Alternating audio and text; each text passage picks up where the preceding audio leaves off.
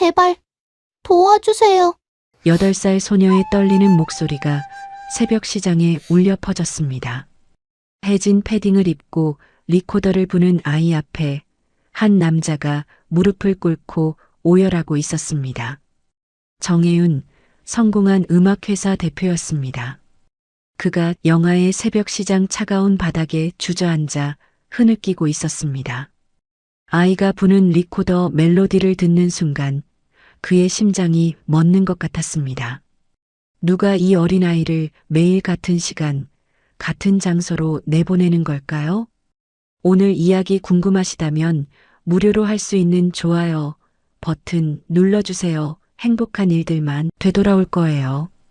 동대문 시장의 새벽 5시 반. 영하의 날씨에도 불구하고 새벽 시장은 활기가 넘쳤습니다. 상인들의 입에서 나오는 하얀 입김이 차가운 공기 속에서 흩어졌고 얼어붙은 바닥은 미끄러웠죠. 트럭들이 시동을 걸 때마다 요란한 소리가 울렸고 어디선가는 라면 국물 냄새가 코끝을 자극했습니다. 아이고, 이번 달 월세도 못 낼 것 같네. 생선 가게 아주머니가 한숨을 쉬며 말했습니다. 그러게 말이야. 올해도 또 어렵겠어요. 옆 가게 주인이 고개를 저으며 대답했죠. 바로 그때였습니다. 시장 한쪽 구석에서 낯선 소리가 들려왔어요. 리코더 소리였습니다. 새벽 시장의 소음 속에서도 유독 또렷하게 들리는 그 멜로디는 이상하게 귀에 익었죠. 소리가 나는 곳에는 작은 아이가 서 있었습니다. 낡은 패딩은 솜이 다 빠져 얇아져 있었고 운동화는 해져 있었어요. 추위에 붉게 튼 볼과 작은 손으로 리코더를 불고 있는 모습이 안쓰러웠습니다. 발치에는 작은 박스가 놓여 있었는데 삐뚤빼뚤한 글씨로 뭔가 적혀 있었죠.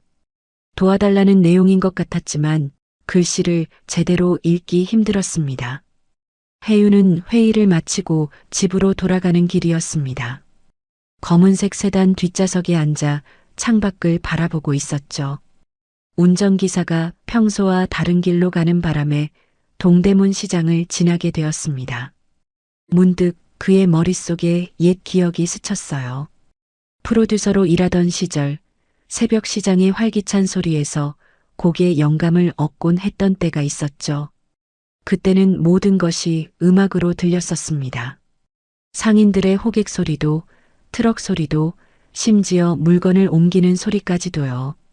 그런데 갑자기 차 안으로 리코더 선율이 들려왔습니다. 혜윤의 표정이 굳어졌어요. 머리가 멍해지는 듯한 느낌이 들었죠. 대표님, 추우신가요? 운전기사가 룸미러로 혜윤을 바라보며 물었습니다. 혜윤은 대답 대신 창문을 내렸어요. 차가운 바람이 얼굴을 스쳤지만 그는 소리를 더 뚜렷하게 듣고 싶었습니다. 이 멜로디, 어디서 들었지? 중얼거리는 그의 목소리는 떨리고 있었습니다. 분명 어디선가 들었던 멜로디였지만 구체적으로 떠오르지 않았어요. 시장 사람들 사이에서 수군거리는 소리가 들렸습니다. 저 애 또 나왔네. 새벽부터 애를 끌고 나오나? 엄마는 뭐 하는 사람이래? 누군가는 동정 어린 시선으로 동전을 박스에 넣었고 누군가는 혀를 차며 고개를 저었습니다. 이건 좀 아니지. 혜윤도 같은 생각이 들었습니다. 이렇게 어린아이가 새벽에 혼자 나와 있다니요. 도대체 부모는 뭐라는 걸까요? 그때였습니다. 아이가 잠깐 연주를 멈추고 고개를 들었어요. 차 안에 혜윤을 올려다보는 그 눈빛이 묘하게 익숙했습니다. 누군가를 닮은 것 같은데 그게 누구인지는 알 수 없었죠. 대표님, 이동하셔야 합니다. 비서가 조심스럽게 말했지만 혜윤은 쉽게 시선을 떼지 못했습니다. 아이와 눈이 마주친 그 순간 가슴 한구석이 묵직해지는 느낌이 들었어요. 차가 천천히 움직이기 시작했습니다. 혜윤은 뒤를 돌아보며 점점 멀어지는 아이를 바라보았죠. 리코더 소리도 점점 작아졌지만 그 멜로디는 계속 머릿속에서 맴돌았습니다. 회사에 도착한 후에도 집중이 되지 않았어요. 서류를 보다가도 회의를 하다가도 자꾸만 그 멜로디가 떠올랐습니다. 마치 귓가에서 계속 울리는 것처럼요. 밤이 되어 집에 돌아온 혜윤은 서재로 들어갔습니다. 오래된 외장하드를 꺼내 컴퓨터에 연결했죠. 예전에 작업했던 데모 파일들을 하나씩 열어보았습니다. 분명 어디선가 들었던 멜로디인데 도무지 찾을 수가 없었어요. 혜윤은 그날 밤 잠을 이룰 수 없었습니다. 침대에 누워 천장을 바라보았지만 리코더 멜로디가 계속 머릿속을 맴돌았어요. 새벽 2시, 3시가 되어도 잠은 오지 않았습니다. 결국 그는 침대에서 일어나 서재로 향했죠. 서재에 불을 켜자 먼지가 쌓인 책장들이 보였습니다. 혜윤은 한쪽 구석으로 걸어가 오래된 상자를 꺼냈어요. 그 안에는 10년도 넘은 외장하드들이 들어 있었습니다. 라이와 함께 작업했던 시절의 파일들이었죠. 컴퓨터에 외장하드를 연결했습니다. 수백 개의 폴더가 화면에 나타났어요. 2013년, 2014년, 2015년. 혜윤은 하나씩 폴더를 열어보기 시작했습니다. 손이 떨렸어요. 무엇을 찾는지도 확실하지 않았지만 그 멜로디가 분명 여기 어딘가에 있을 것 같았습니다. 분명 이 멜로디가 있었는데 그는 중얼거리며 파일들을 뒤졌어요. 그러다가 한 폴더 앞에서 손이 멈췄습니다. 라이 작업실이라는 이름의 폴더였어요. 클릭하자 여러 개의 음악 파일이 나타났습니다. 그 중에서 우리 아기에게라는 파일이 눈에 띄었죠. 혜윤의 심장이 빠르게 뛰기 시작했습니다. 마우스를 움직여 재생 버튼을 눌렀어요. 스피커에서 피아노 멜로디가 흘러나왔습니다. 부드럽고 따뜻한 선율이었죠. 그 순간 혜윤의 눈이 크게 떠졌습니다. 이거야. 이 멜로디. 틀림없었어요. 오늘 새벽 시장에서 들었던 리코더 소리와 같은 멜로디였습니다. 음색은 달랐지만 선율은 완전히 같았어요. 갑자기 과거의 기억이 떠올랐습니다. 11년 전 어느 저녁 작업실에서 라이가 피아노 앞에 앉아있던 모습이 생생했어요.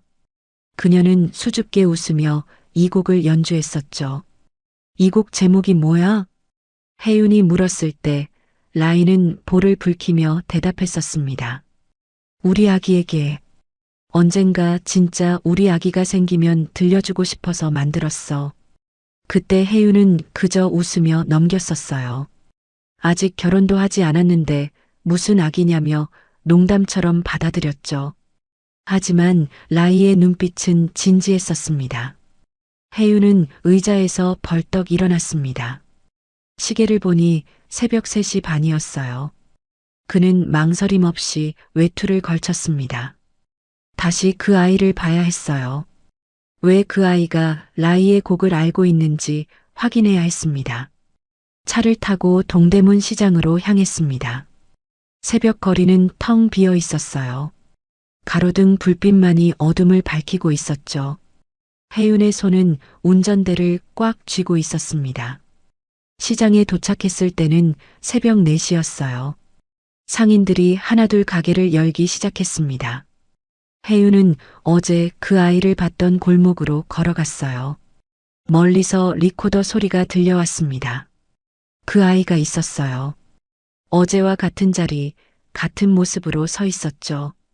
낡은 패딩을 입고 작은 손으로 리코더를 불고 있었습니다. 혜윤은 이번에는 차에서 내려 조금 더 가까이 다가갔어요. 리코더 소리가 더 선명하게 들렸습니다. 틀림없었어요. 라이가 만든 우리 아기에게였습니다. 아이는 서툴렀지만 멜로디는 정확했어요. 마치 오랫동안 이 곡을 알고 있었던 것처럼 자연스러웠죠. 혜윤의 눈에서 눈물이 흘렀습니다. 그는 벽에 기대어 서서 조용히 울었어요. 라이야, 이게 내 곡이었구나. 목소리가 떨렸습니다. 가슴이 찢어지는 것 같았어요. 왜 이 아이가 라이의 곡을 알고 있는 걸까요? 혹시 라이와 관련이 있는 아이인 걸까요? 아이가 잠시 연주를 멈추고 고개를 들었습니다. 혜윤과 눈이 마주쳤어요. 그 순간 혜윤은 숨이 멎는 것 같았습니다. 아이의 눈빛이 누군가를 닮았어요. 라이를 닮은 것 같기도 했지만 확신할 수는 없었죠. 아저씨, 왜 우세요? 아이가 조심스럽게 물었습니다. 맑고 순수한 목소리였어요. 혜윤은 눈물을 닦으며 고개를 저었습니다. 아니야. 그냥 내 연주가 너무 아름다워서. 아이는 수줍게 웃었어요. 그리고 다시 리코더를 들었습니다. 혜윤은 그 자리에 서서 끝까지 들었어요. 라이의 멜로디가 차가운 새벽 공기를 따뜻하게 만들고 있었습니다. 이 아이는 대체 어떻게 이 멜로디를. 혜윤은 중얼거렸습니다. 미스터리는 더 깊어졌어요. 해가 떠오르기 시작했습니다. 시장이 점점 붐비기 시작했어요. 아이는 리코더를 가방에 넣고 일어섰습니다. 혜윤은 아이가 가는 방향을 지켜보았어요. 좁은 골목으로 사라지는 작은 뒷모습이 왠지 쓸쓸해 보였습니다. 혜윤은 비서에게 전화를 걸었습니다. 그 아이에 대해 조사해줘. 누구인지, 어디 사는지, 부모는 누구인지. 목소리에는 절박함이 담겨 있었어요. 이 수수께끼를 풀어야만 했습니다. 라이의 흔적을 찾아야만 했어요. 새벽 시장에서는 수군거리는 소리가 점점 커지고 있었습니다. 생선가게 아주머니가 옆가게 주인에게 목소리를 낮춰 말했어요. 저 애 거의 매일 나오더라. 엄마는 한 번도 안 보이고. 옆가게 주인이 고개를 끄덕이며 대답했습니다. 저 집 사채 쓴다던데? 애를 앞세우는 거 아니야? 이런 대화들이 시장 곳곳에서 퍼져나갔죠. 사람들의 시선에는 의심과 동정이 뒤섞여 있었습니다. 아이는 그런 시선들을 느끼면서도 묵묵히 리코더를 불었어요. 혜윤은 멀리서 그 대화를 듣고 있었습니다. 또 새벽에 시장을 찾은 것이었죠. 오늘은 달랐습니다. 그는 차에서 내려 천천히 아이에게 다가갔어요. 안녕? 새벽부터 연습하는구나. 체리는 놀란 눈으로 혜윤을 올려다보았습니다. 비싼 코트를 입은 아저씨가 자신에게 말을 거는 것이 낯설었죠. 네. 혜윤은 주머니에서 지갑을 꺼내 10,000원짜리 몇 장을 아이의 박스에 넣었어요. 그리고 조심스럽게 물었습니다. 춥지? 따뜻한 거 먹을래? 체리는 망설였지만 혜윤의 따뜻한 눈빛에 고개를 끄덕였어요. 두 사람은 근처 24시간 분식집으로 갔습니다. 김이 모락모락 나는 어묵 국물이 테이블에 놓였죠.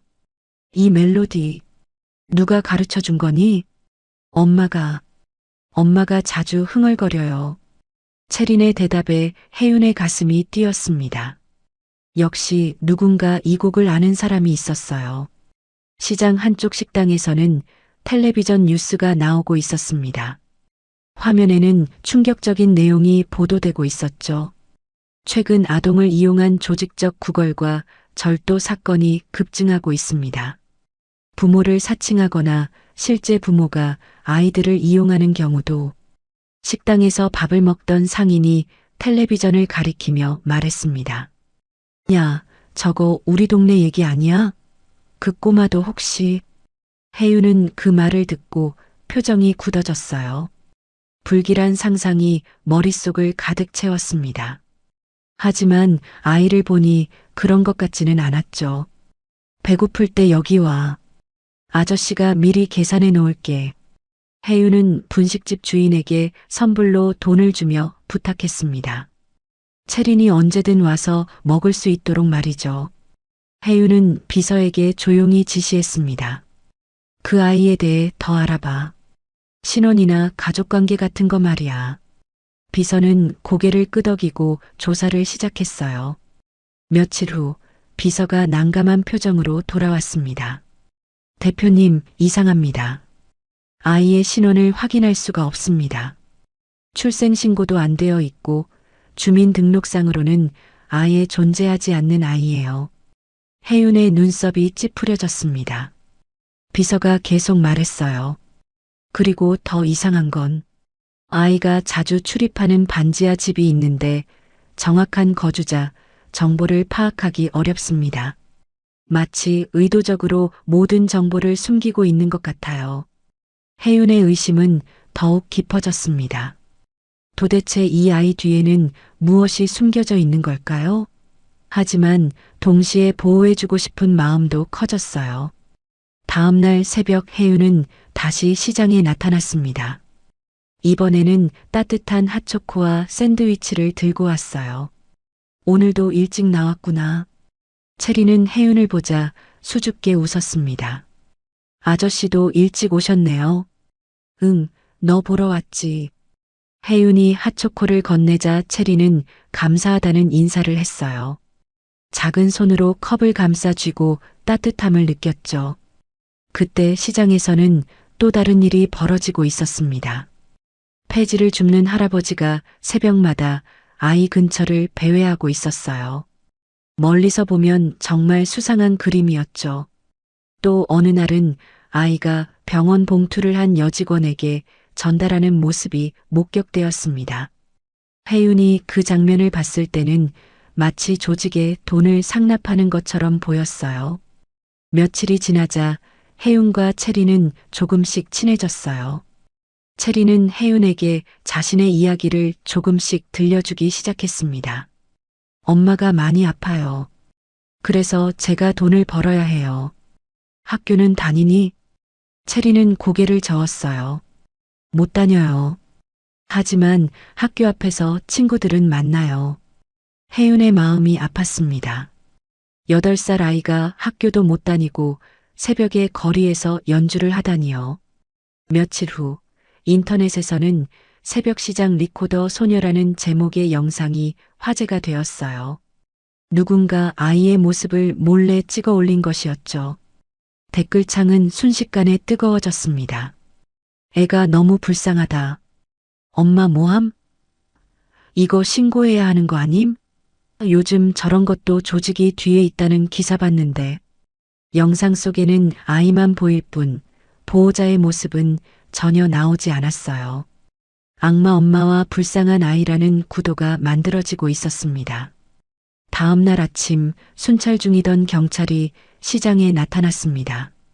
젊은 경찰관이 아이에게 다가가 조심스럽게 물었어요. 얘야, 몇 살이니? 아이는 고개를 숙인 채 대답했습니다. 8살이요. 엄마는 어디 있어? 엄마가 여기 나오라고 했니? 엄마는 몰라요. 아이의 대답은 오히려 의심을 키웠습니다. 경찰은 고개를 갸웃거리며 무전기로 뭔가를 보고했어요. 혜윤이 다가와서 경찰에게 말했습니다. 제가 이 아이를 후원하고 있습니다. 음악 재능이 있어서 지켜보고 있어요. 경찰은 혜윤을 위아래로 훑어보더니 고개를 끄덕였어요. 비싼 옷차림의 중년 남자가 후원자라니 일단은 믿을만해 보였죠. 그날 저녁 아이는 집으로 돌아가며 혼자 중얼거렸어요. 엄마가 아프지 않았으면 나 혼자 나올 일 없는데. 작은 목소리에는 슬픔이 묻어 있었습니다.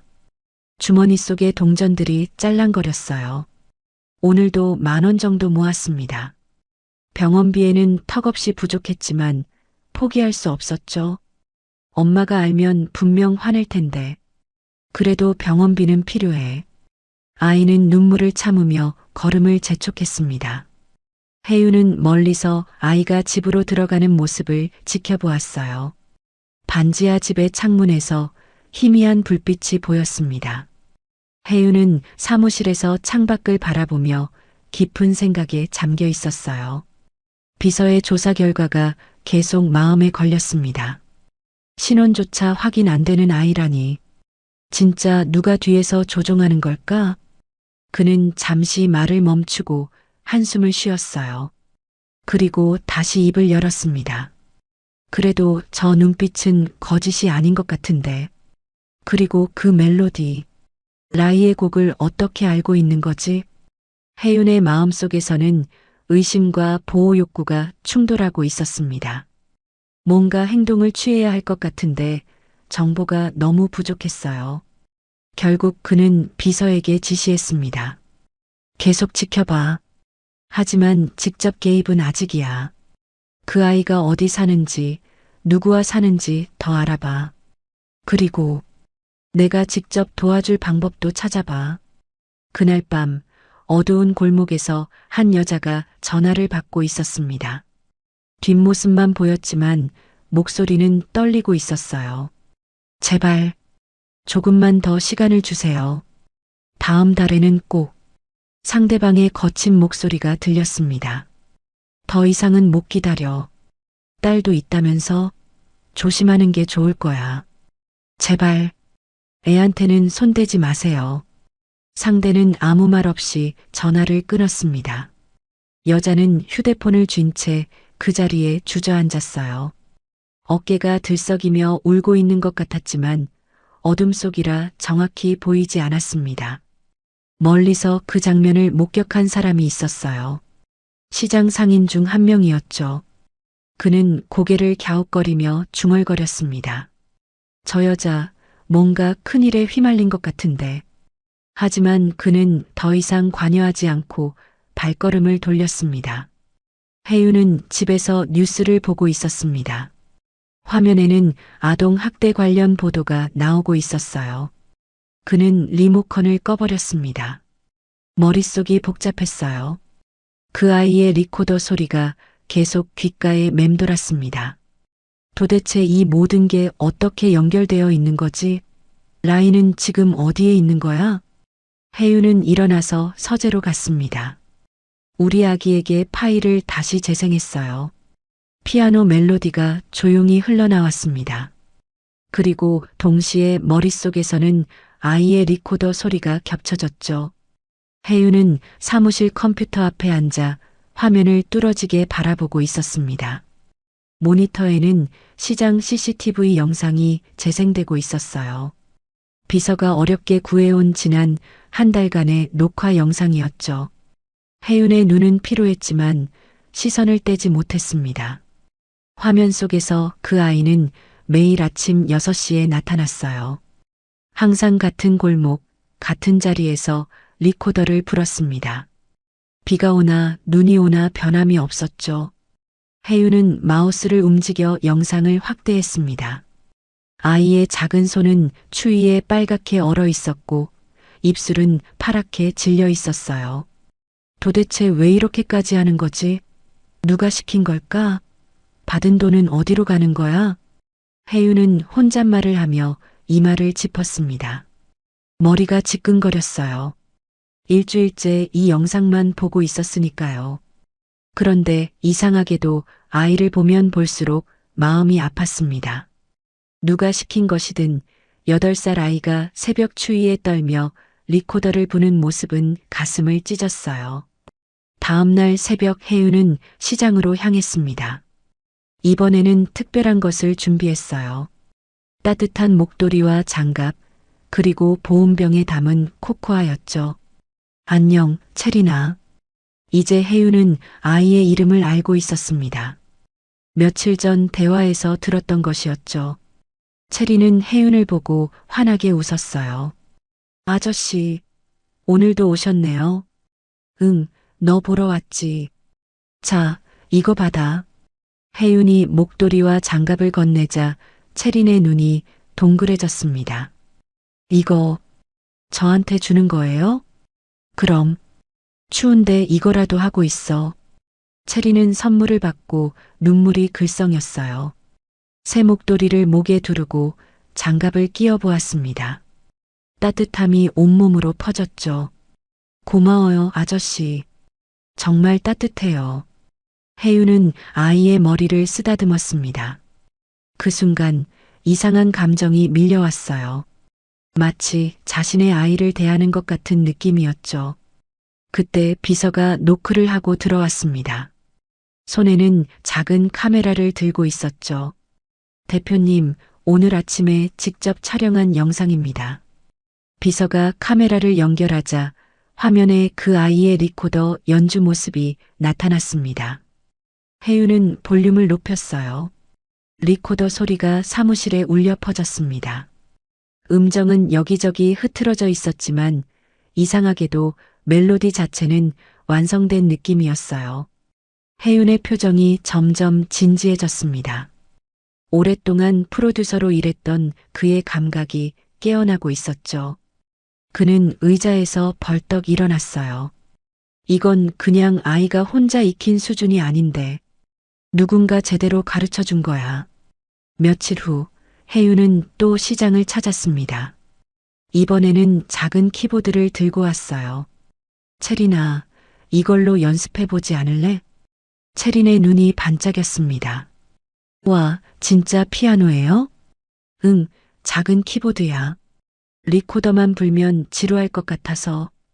혜윤은 키보드를 아이 앞에 놓고 간단한 코드를 가르쳐 주었어요. 체리는 놀라울 정도로 빨리 익혔습니다. 아저씨, 이 멜로디도 칠 수 있을까요?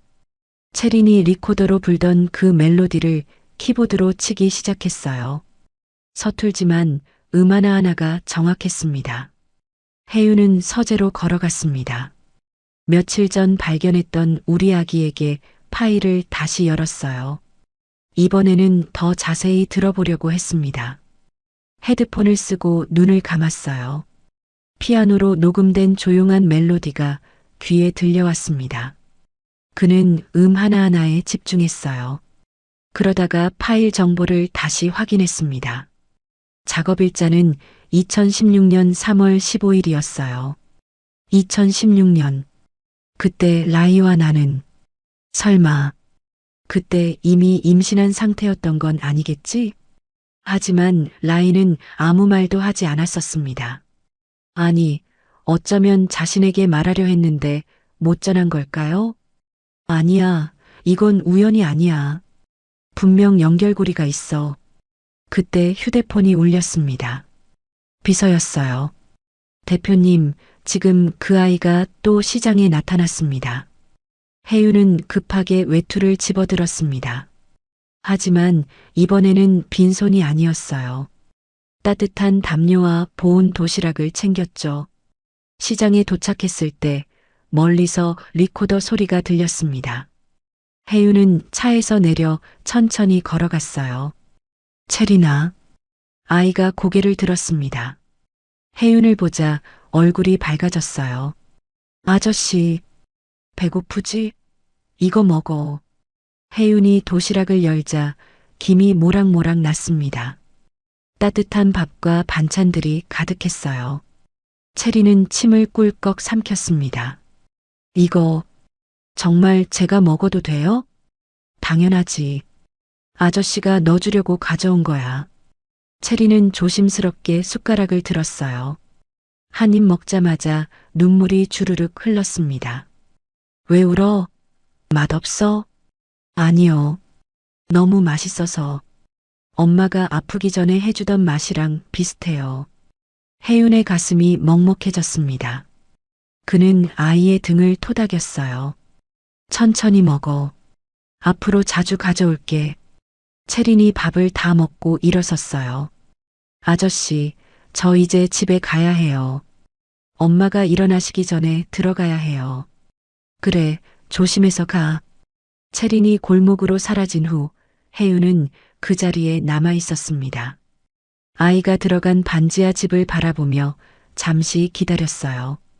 그때 갑자기 반지하 집 어딘가에서 희미한 소리가 들려왔어요. 누군가 작은 목소리로 노래를 부르고 있었죠. 정확히는 허밍이었습니다. 그것도 방금 전 체린이 불었던 것과 같은 멜로디로요. 혜윤의 심장이 빠르게 뛰기 시작했습니다. 그 허밍 소리는 분명 여자 목소리였어요. 창문 너머로 희미한 불빛이 보였죠. 저 목소리. 설마. 혜윤은 소리가 나는 쪽으로 한 걸음 다가갔습니다. 그때 비서가 나타나 팔을 잡았어요. 대표님, 위험할 수 있습니다. 제가 먼저 확인해 보겠습니다. 혜윤은 멈춰섰습니다. 하지만 눈은 여전히 그 반지하 집을 향하고 있었어요. 두 멜로디가 기묘하게 겹쳐 들렸습니다. 아이의 리코더와 여자의 허밍이 하나가 되는 순간이었어요. 마치 오래전부터 약속이라도 한 것처럼 완벽하게 어우러졌죠. 이 아이는 대체 누구지? 그리고 저 목소리의 주인은? 혜윤은 주먹을 꽉 쥐었습니다. 손톱이 손바닥을 파고들었지만 아픔을 느끼지 못했어요. 비서가 조사를 마치고 돌아왔어요. 대표님, 저 집에는 여자와 아이가 사는 것 같습니다. 하지만 정확한 신원은 여전히 파악이 어렵습니다. 혜윤은 고개를 끄덕였습니다. 이제 직접 확인해야 할 때가 온 것 같았어요. 차에 타고 나서 혜윤은 비서에게 지시했습니다. 그 반지하 집, 누가 사는지 정확히 알아봐. 그리고 그 여자가 혹시 음악 관련 일을 했는지도 확인해줘. 그리고 덧붙였어요. 그리고 의료봉사팀 섭외해. 그 동네에 무료 진료를 할 수 있도록. 채린이 엄마가 아픈 것 같으니. 혜윤은 고개를 끄덕였습니다. 이제 직접 확인해야 할 때가 온 것 같았어요. 집에 도착한 혜윤은 다시 서재로 들어갔어요. 라이와 함께 작업했던 모든 파일들을 다시 살펴보기 시작했습니다. 어딘가에 단서가 더 있을 것 같았어요. 그러다가 한 폴더를 발견했습니다. 라이의 일기라는 제목이었어요. 클릭하자 텍스트 파일이 열렸습니다. 거기에는 라이가 써놓은 짧은 메모들이 있었죠. 언젠가 우리 아이가 생기면 이 노래를 들려주고 싶어. 엄마가 얼마나 사랑하는지 알려주고 싶어. 혜윤의 눈에서 눈물이 흘렀습니다. 라이도 아이를 원했던 것이었어요. 그런데 왜 헤어진 걸까요? 무슨 일이 있었던 걸까요? 그는 결심했습니다. 채린을 통해서라도 라이를 도와야 한다고. 설령 라이가 자신을 기억하지 못한다 해도 아이만큼은 지켜주고 싶었어요. 새벽이 다가오고 있었습니다. 곧 그 아이가 다시 시장에 나타날 시간이었죠. 혜윤은 결심했어요.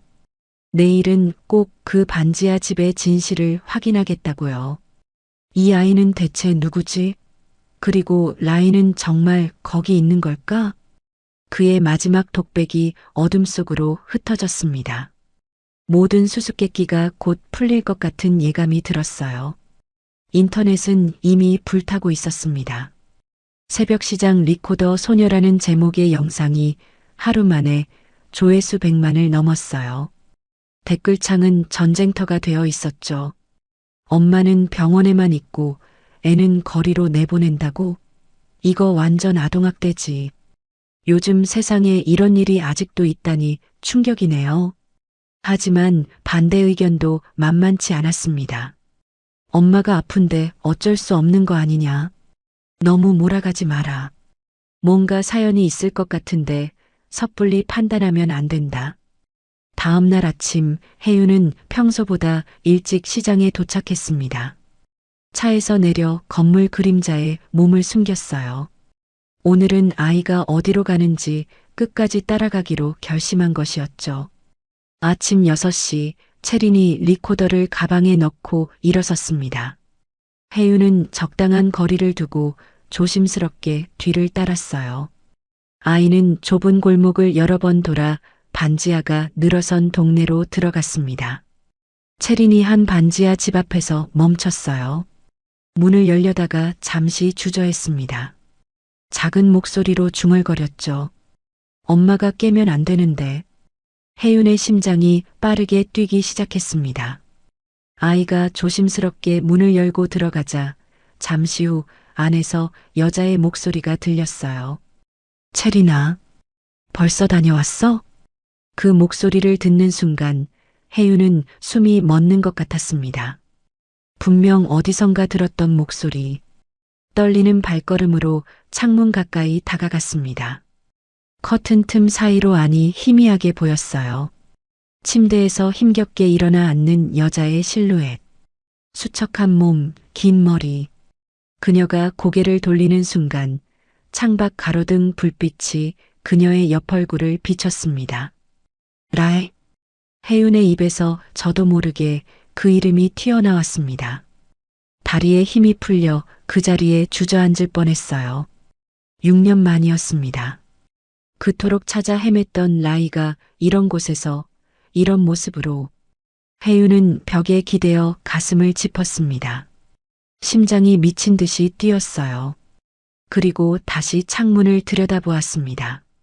라이가 채린의 이마를 쓰다듬으며 뭔가 말하고 있었어요.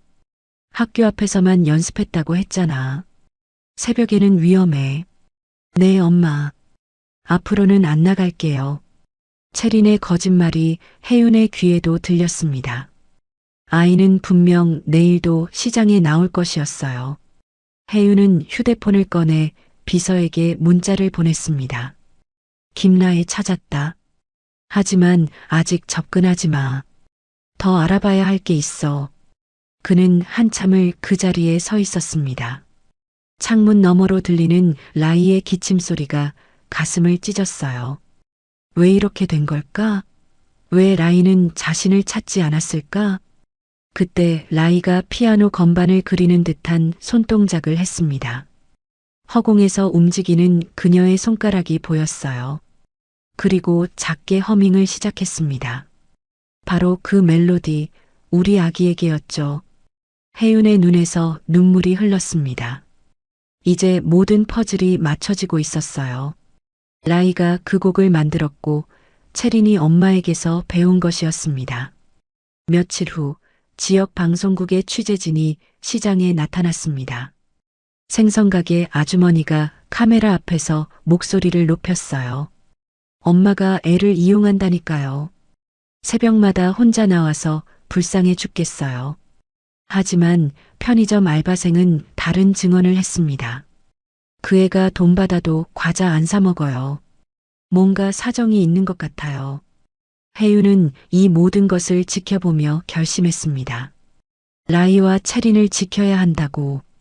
하지만 어떻게 다가가야 할지, 6년의 공백을 어떻게 설명해야 할지 막막했어요. 그날 밤 혜윤은 깊은 생각에 잠겼습니다. 라이가 이런 상황에 처하게 된 이유가 무엇일까? 6년 전 라이가 갑자기 사라졌을 때 한도경 대표가 했던 말이 떠올랐어요. 라이는 다른 남자와 떠났어. 너한테 질렸대. 그때는 믿을 수밖에 없었지만 오늘 본 라이의 모습은, 그리고 채린이 부르는 우리 아기에게는 뭔가 이상했습니다. 혜윤은 오래된 연락처를 찾아 전화를 걸었습니다. 한도경 6년 전 자신과 라이가 일했던 음악 프로덕션 대표였죠. 한도경 대표님, 저 혜윤입니다. 라이를 찾았어요. 그래. 한도경의 목소리가 순간 흔들렸습니다. 혜윤은 직감적으로 알 수 있었어요. 한도경이 뭔가 숨기고 있다는 것을.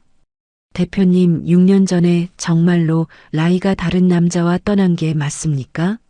지금 라이는 너무 비참하게 살고 있어요. 전화 너머로 한도경의 차가운 웃음소리가 들렸습니다. 이제 와서 왜? 라이에겐 이미 다른 남자의 아이가 있잖아.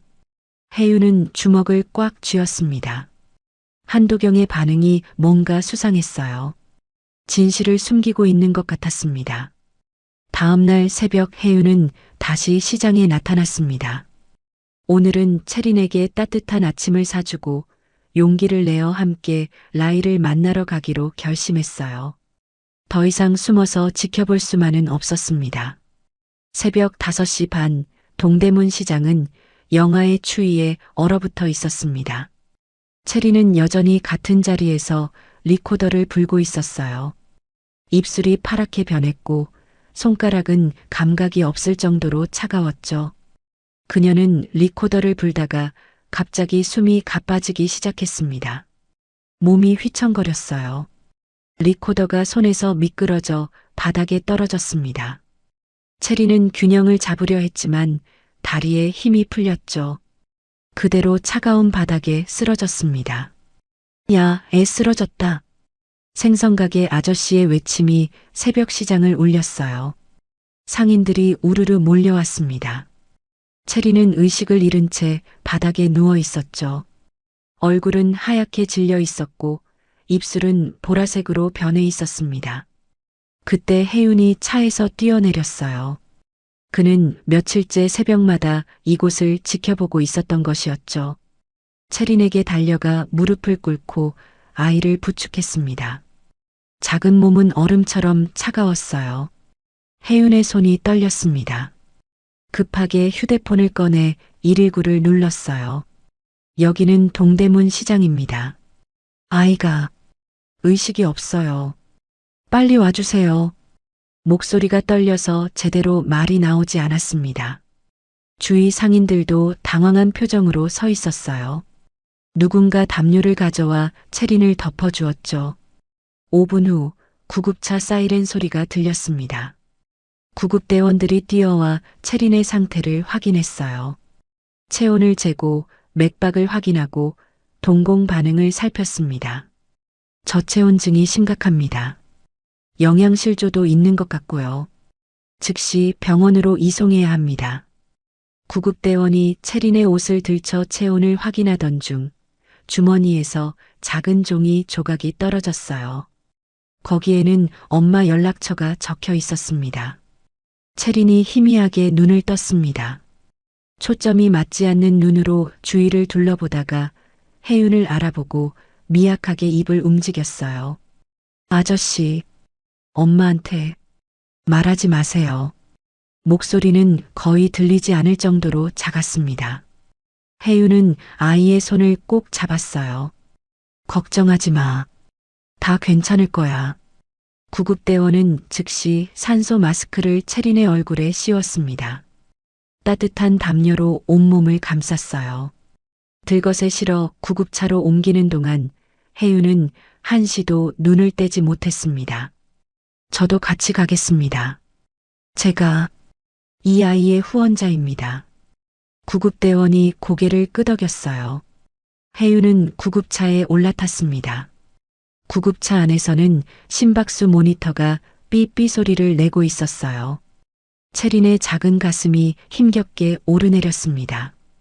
혜윤은 아이의 차가운 손을 잡고 있었어요. 병원에 도착하자 의료진이 체린을 응급실로 옮겼어요. 간호사가 쪽지에 적힌 번호로 전화를 걸었습니다. 한편 라인은 반지하 방에서 밤새 재봉을 하고 있었어요. 내일까지 끝내야 할 일이 산더미였죠. 갑자기 휴대폰이 울렸습니다. 모르는 번호였지만 불안한 예감에 받았어요. 여보세요? 김나혜 씨 맞으십니까? 여기 순천향 대병원 응급실입니다. 따님이.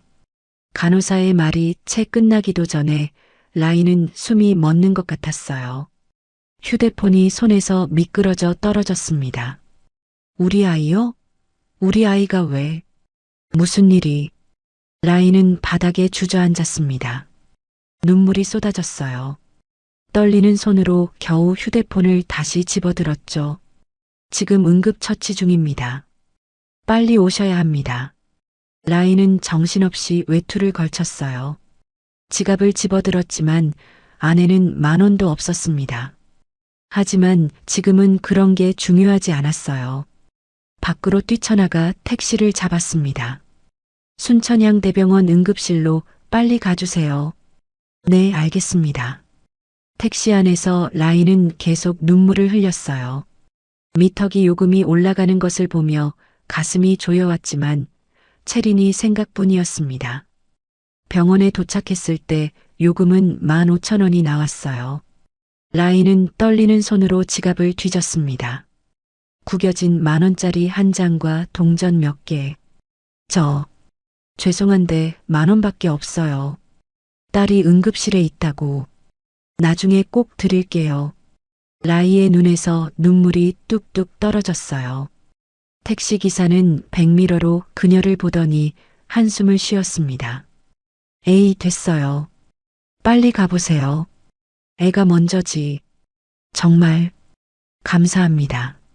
라이는 몇 번이나 인사를 하고 응급실로 뛰어갔습니다. 병원에 도착했을 때 라이는 숨이 차서 제대로 서 있을 수도 없었습니다. 응급실 접수처에서 딸의 이름을 대자 간호사가 안내했어요. 체린이 보호자시죠? 이쪽으로 오세요. 라이가 응급실로 들어가려는 순간 복도에서 기다리고 있던 혜윤과 마주쳤습니다. 두 사람의 눈이 마주쳤어요. 라이는 숨을 멈췄습니다. 혜윤도 마찬가지였죠. 하지만 지금은 그런 것이 중요하지 않았습니다. 체린이, 우리 체린이는 어떻게 된 거예요? 라이의 목소리는 떨리고 있었어요. 혜윤이 대답했습니다. 응급처치 받고 있어. 의사 선생님이 생명에는 지장 없다고. 라이는 더 듣지 못하고 응급실로 뛰어들어갔습니다. 혜윤은 그 뒷모습을 지켜보았어요. 라이는 침대에 누워있는 체린을 보았어요. 산소 마스크를 쓰고 있는 딸의 모습에 가슴이 무너졌습니다. 작은 손을 잡고 울부짖었죠. 체린아, 엄마야. 엄마 왔어. 체린은 희미하게 눈을 떴습니다. 엄마를 보자 눈물이 흘렀어요. 엄마, 미안해요. 아니야. 내가 뭐가 미안해. 엄마가 미안하지. 라이는 딸의 손을 꼭 잡고 놓지 않았습니다. 차가웠던 작은 손이 조금씩 따뜻해지고 있었어요. 의사가 라이에게 설명했어요. 아이가 장기간 영양 부족과 추위에 노출된 것 같습니다. 새벽에 왜 밖에 있었는지 아십니까? 라이는 대답할 수 없었습니다. 정말 몰랐으니까요. 학교 앞에서 연습한다고 했는데 왜 새벽 시장에 있었는지. 그녀의 얼굴이 창백해졌어요. 저도 몰랐어요. 정말 몰랐어요. 목소리가 떨렸습니다. 의사는 심각한 표정으로 고개를 끄덕였어요. 일단 아이의 회복이 우선입니다. 입원 치료가 필요합니다. 라이는 고개를 끄덕였어요. 그때 혜윤이 조심스럽게 다가왔습니다. 라이야. 라이가 고개를 돌렸어요. 눈에는 눈물이 가득했습니다. 혜윤 씨, 왜 여기에? 체린이가 쓰러졌을 때 제가 있었어요. 119 부르고 같이 왔습니다. 라이는 복잡한 표정을 지었어요. 고마움과 당황스러움이 뒤섞였죠. 감사해요. 정말. 혜윤이 조심스럽게 말했어요. 병원비는 내가. 아니에요. 라이가 단호하게 거절했습니다. 우리 일은 우리가 해결할게요. 하지만 혜윤은 물러서지 않았어요. 라이야, 지금은 자존심 부릴 때가 아니야. 체린이가 먼저야. 라이는 입술을 깨물었어요. 딸을 바라보니 혜윤 말이 맞았습니다. 지금은 체린이를 살리는 게 우선이었죠. 혜윤은 유리문 너머로 라이가 체린을 안고 있는 모습을 지켜보았습니다. 가슴이 찢어지는 것 같았어요. 이제 확실했습니다. 무슨 일이 있었든 라이와 체린을 지켜야 한다고. 그는 조용히 병원비를 결제하고 특실로 옮기도록 조치했습니다. 라이가 모르게 조용히 모든 것을 처리했어요. 이제 진실을 밝힐 시간이 다가오고 있었습니다. 병실 밖 회의실은 차가운 형광등 불빛으로 가득했습니다.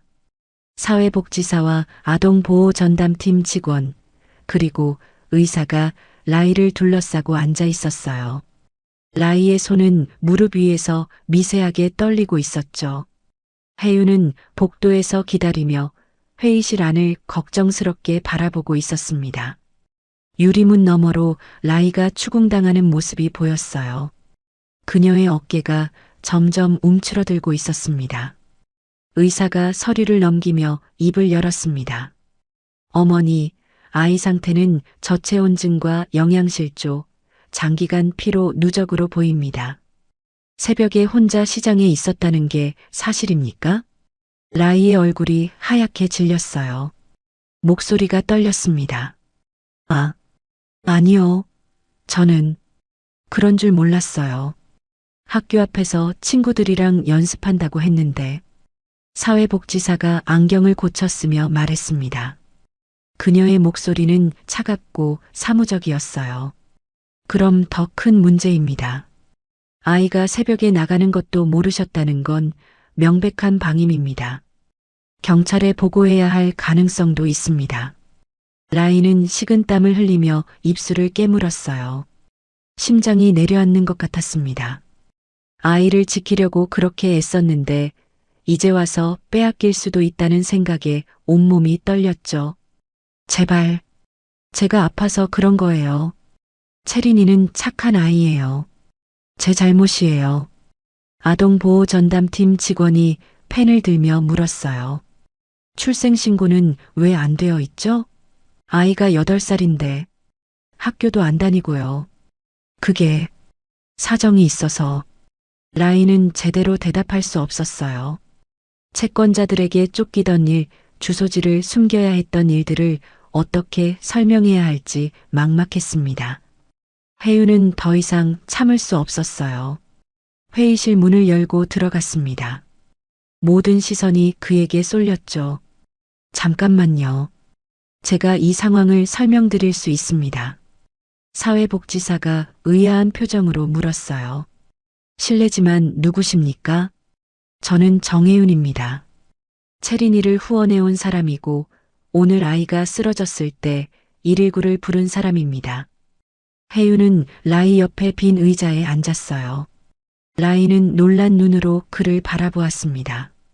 6년 만에 이렇게 가까이 앉아있다니 믿기지 않았죠. 이 어머니는 중병을 앓고 계십니다.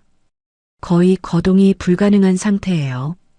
아이는 엄마에게 부담을 주지 않으려고 학교 앞에서 연습한다고 거짓말을 했던 겁니다.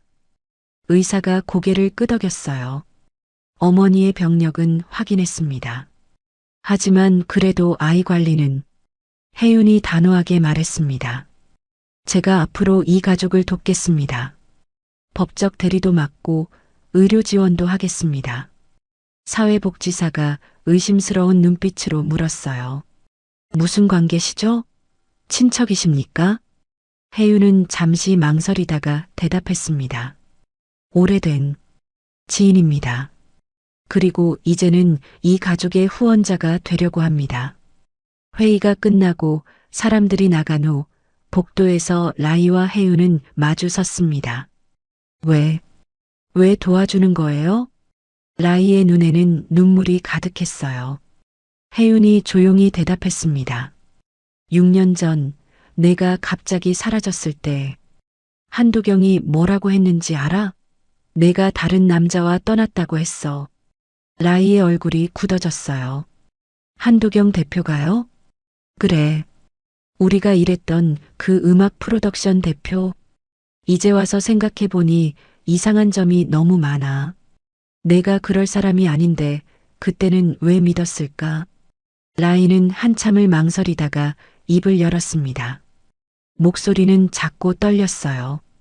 그 사람이, 한도경이 당신에게 가는 모든 메시지를 막았어요.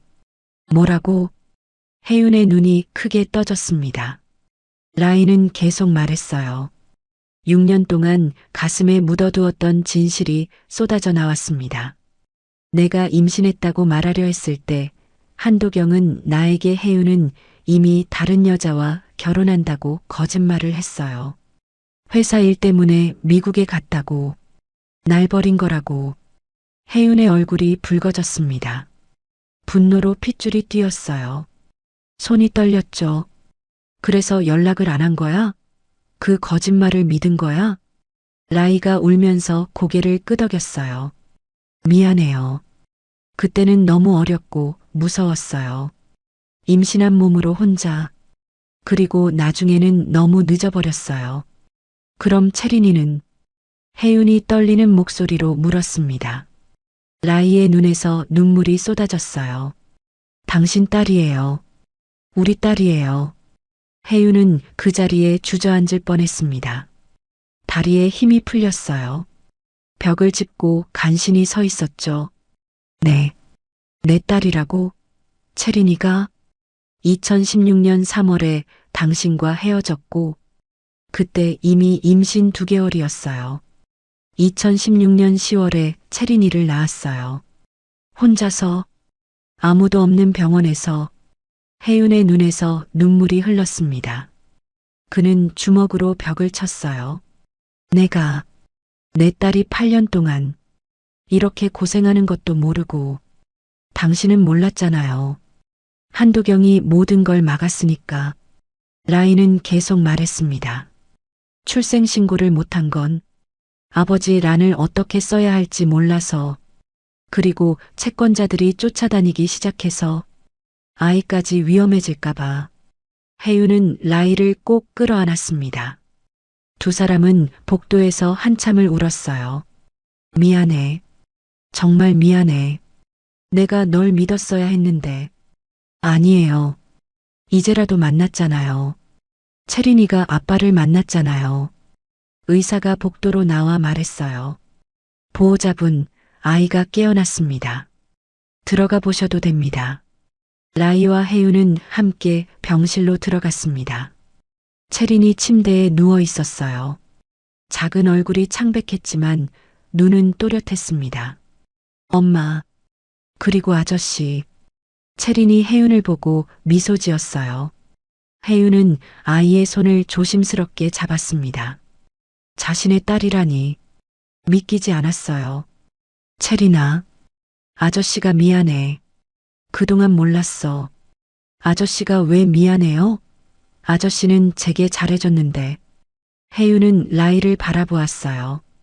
언제 어떻게 말해야 할지 눈빛으로 물었죠. 라이가 고개를 저었습니다.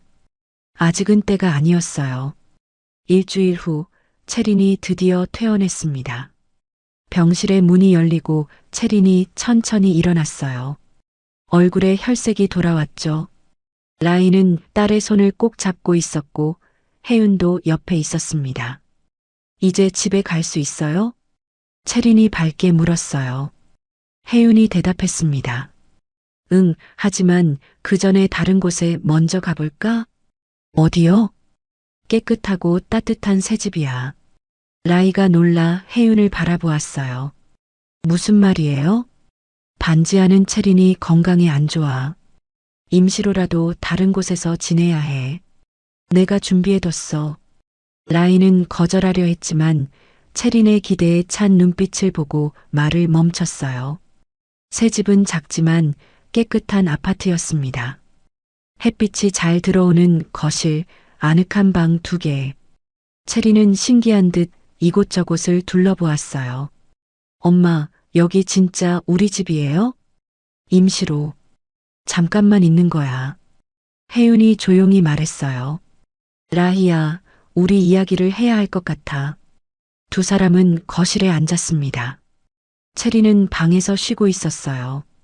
채린이한테 언제 말할 거야? 혜윤이 물었어요. 라이가 한숨을 쉬었습니다. 아직은 너무 갑작스러울 것 같아요. 천천히. 그래. 하지만 난 이제 내 딸이라는 걸 알았으니까 책임을 다하고 싶어. 책임이요? 아니, 책임이라기보다는 사랑하고 싶어. 내 딸을. 그리고 혜윤은 라이를 바라보며 말을 멈췄어요. 라이는 고개를 숙였습니다. 혜윤 씨, 우리는 이미 너무 많이 변했어요. 6년이라는 시간이. 알아. 하지만 내 마음은 변하지 않았어. 여전히 널. 그때 채린이 방에서 나왔어요. 엄마, 배고파요. 라이가 일어났습니다. 엄마가 밥 해줄게. 제가 시켜올게요. 라이 씨는 아직 몸이 안 좋잖아요. 혜윤이 휴대폰을 꺼냈어요. 따뜻한 죽과 반찬을 주문했죠. 식사를 하면서 채린이 물었어요. 아저씨는 왜 우리한테 이렇게 잘해줘요? 혜윤과 라이가 서로를 바라보았어요. 혜윤이 조심스럽게 대답했습니다. 아저씨는 너희를 정말 아끼거든. 가족처럼. 진짜요? 그럼 아저씨도 우리 가족이에요? 아이의 순수한 질문에 혜윤은 뭉클했어요. 그래. 그렇게 되고 싶어. 며칠 후 혜윤은 라이를 병원으로 데려갔습니다. 정밀 검사 결과가 나왔어요. 수술하면 완치 가능합니다. 2주 후에 수술 일정을 잡겠습니다. 라이가 물었어요. 수술비는 제가 준비했어요. 혜윤이 대답했어요. 라이가 고개를 저었습니다. 안 돼요. 너무 큰 돈인데. 라이야, 채린이는 내 딸이야. 내 딸의 엄마를 돕는 건 당연한 거야. 그 말에 라이는 더 이상 거절하지 못했어요. 집으로 돌아오는 길 혜윤이 말했습니다. 한도경을 고소할 거야. 우리를 갈라놓고 너에게 한 모든 일들에 대해 증거가 있을까요? 내 법무팀이 찾고 있어. 그리고 혜윤은 주머니에서 USB를 꺼냈어요. 내가 만든 곡들 다 복원했어. 한도경이 훔쳐간 것들도 찾았고. 라이의 눈이 커졌어요. 정말요? 응. 내 이름으로 다시 등록할 거야. 그리고 채린이를 위한 앨범도 만들자. 라이의 눈에서 눈물이 흘렀어요. 그날 밤 라이는 채린에게 조심스럽게 물었어요. 채린아, 만약에 아빠가 있다면 만나고 싶어? 채린이 눈을 반짝였어요. 아빠요? 진짜 아빠가 있어요? 응, 있어. 어디 있어요? 왜 안 왔어요? 아빠는 우리가 어디 있는지 몰랐어. 나쁜 사람이 거짓말을 해서. 채린이 잠시 생각하더니 말했어요. 그럼 이제 만날 수 있어요? 응, 곧. 라이는 딸을 꼭 안았어요. 한편 혜윤의 법무팀은 한도경의 비리를 속속 밝혀내고 있었습니다.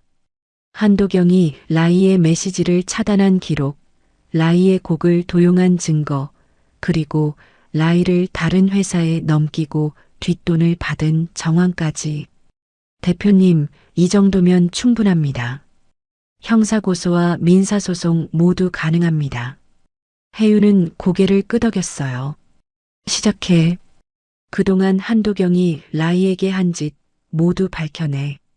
혜윤의 회사 법무팀 사무실은 긴장감으로 가득했습니다. 변호사 10명이 밤새 서류를 뒤지고 있었어요. 책상 위에는 과거 계약서, 이메일 출력물, 음성 파일 녹취록이 산더미처럼 쌓여 있었죠. 팀장이 안경을 고쳤으며 혜윤에게 보고했습니다. 대표님, 이건 명백한 업무상 배임입니다. 저작권 사기와 인격권 침해도 입증 가능합니다. 혜윤의 눈빛이 날카로워졌어요. 그는 주먹을 꽉 쥐며 고개를 끄덕였습니다. 그리고 더 중요한 증거가 있습니다.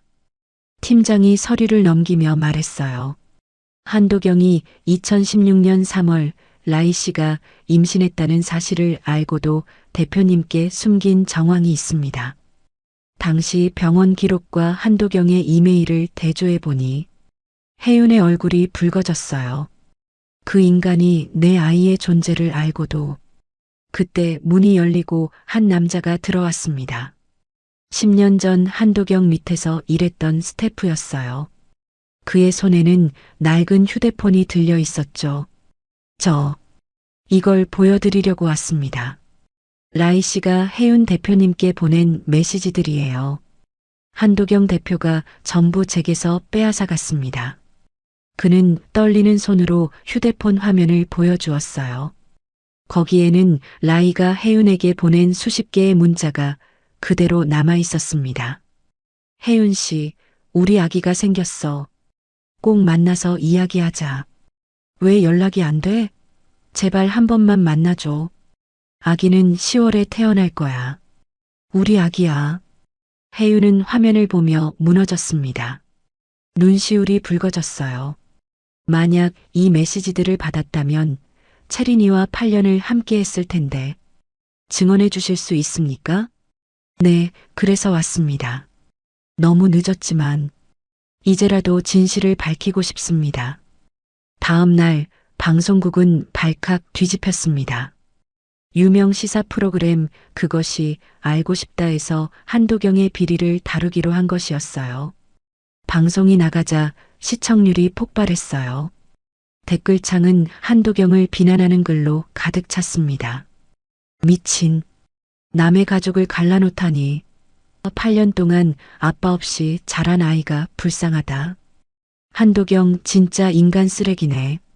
한도경의 회사 이사회는 긴급 회의를 열었습니다. 이사장이 차가운 목소리로 말했죠.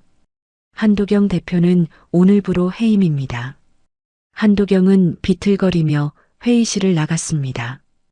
복도에는 기자들이 기다리고 있었어요.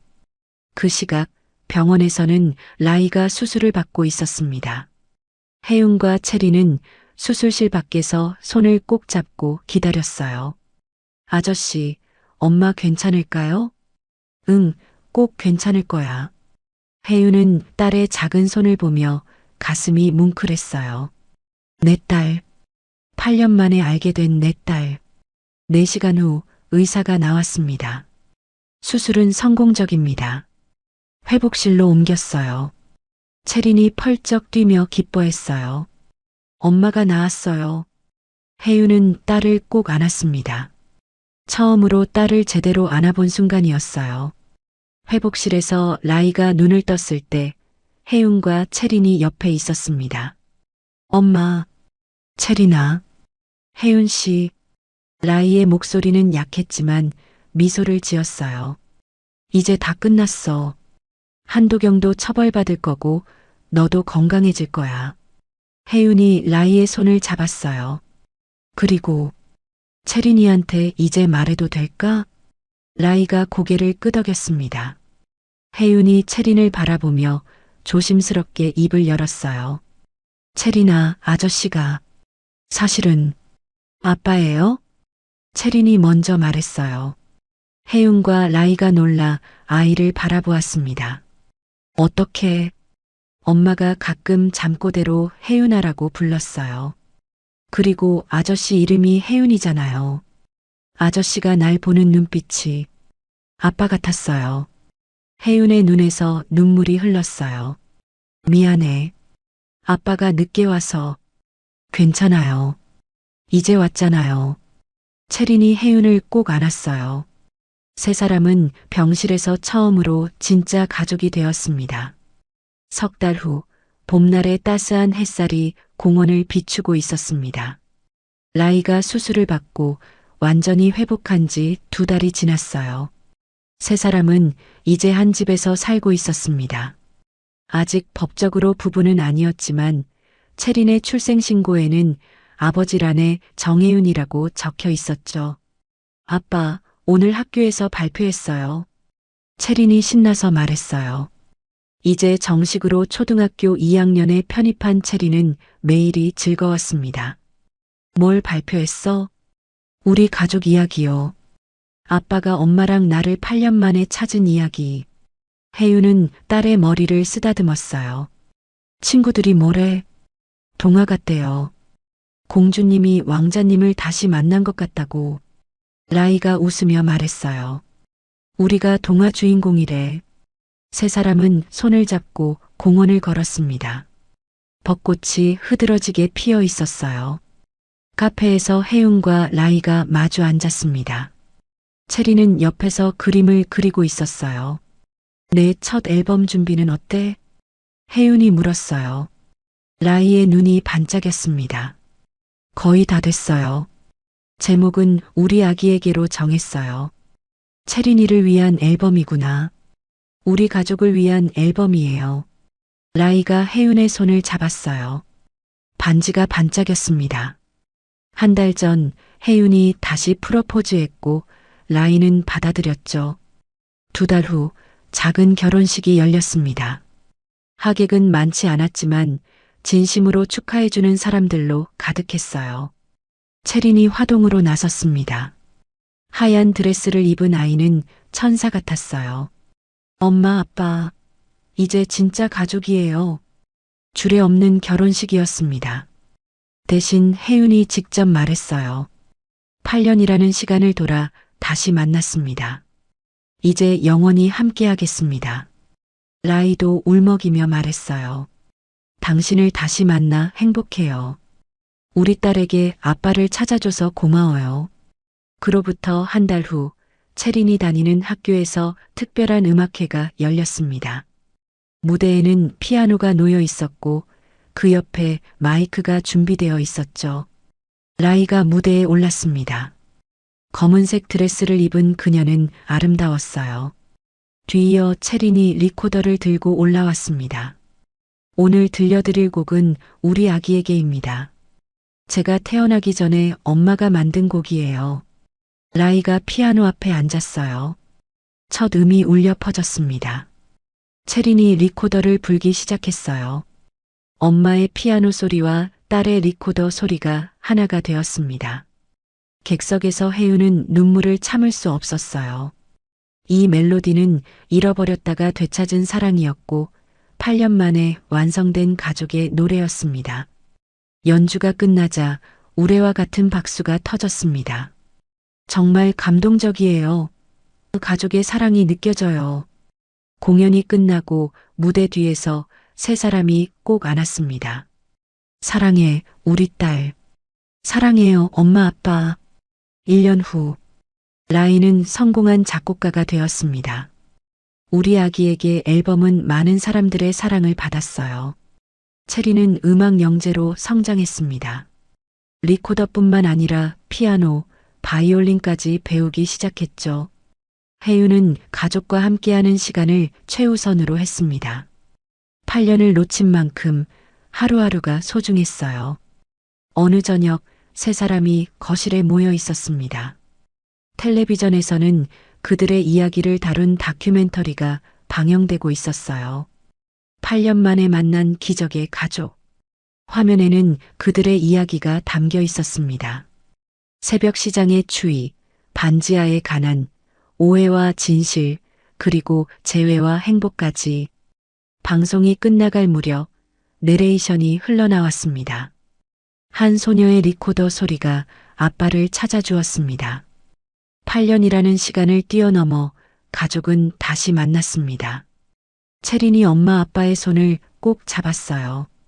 우리 영원히 함께 있을 거죠? 그럼 영원히. 혜윤과 라이가 동시에 대답했어요. 창밖으로 별이 빛나고 있었습니다. 그들의 미래도 별처럼 밝게 빛날 것이었어요. 라이가 작게 말했습니다. 이제 진짜 시작이야. 혜윤이 라이의 어깨를 감싸며 말했어요. 그래, 우리 세 사람의 행복한 시작.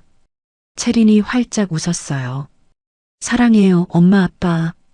8년 만에 다시 만난 한 가족의 기적 같은 이야기였습니다. 여러분, 오늘 이야기 어떠셨나요? 거짓말과 오해로 갈라졌지만 결국 진실의 힘으로 다시 만난 그들의 여정이 우리에게 전하는 메시지는 분명합니다. 운명은 때로 잔인하지만 진짜 인연은 결국 다시 만나게 되어 있습니다. 살다 보면 오해로 헤어지고 자존심 때문에 화해하지 못하는 일들이 참 많습니다. 나이가 들수록 더욱 그렇죠. 내가 왜 먼저 손을 내밀어야 해라는 생각이 관계를 더 멀어지게 만듭니다. 하지만 오늘 이야기의 혜윤처럼 때로는 먼저 다가가는 용기가 기적을 만들어냅니다. 8년 만에 딸을 만난 아버지의 눈물이 우리 모두의 마음을 울렸던 것처럼 말입니다. 인생은 되돌릴 수 없지만 다시 시작할 수는 있습니다. 혹시 지금도 연락이 끊긴 자녀가 있으신가요? 오해로 멀어진 형제가 있으신가요? 한때 절친했던 친구와 서먹해지셨나요? 오늘이 바로 그 첫걸음을 내딛는 날이 되길 바랍니다. 미안했다, 보고 싶다, 사랑한다.